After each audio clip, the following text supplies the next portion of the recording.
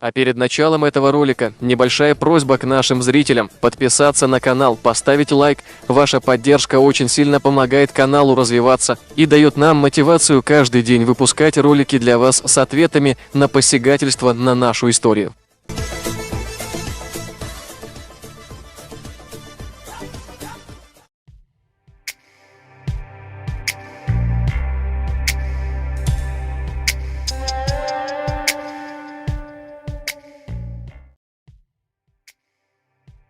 Каждый из вас слышал, как ингуши кричат о своих тысячелетних башнях.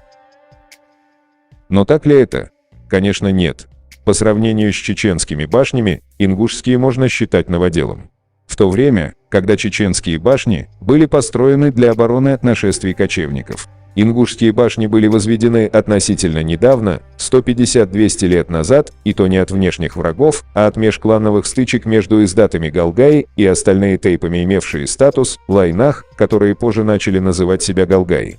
Предлагаю вам посмотреть видео, где сам ингуш рассказывает, как акинцы, к тому времени уже давно исповедовавшие религию ислам, как и остальные чеченские общества, делали набеги на галгаев, захватывали имущество и говорили: «Ингуши кафиры, их имущество нам дозволено».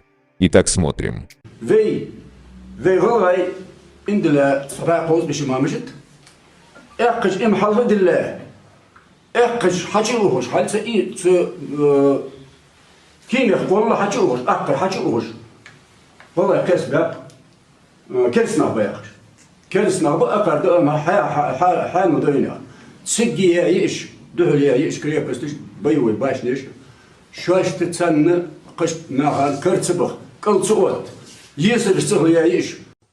Да,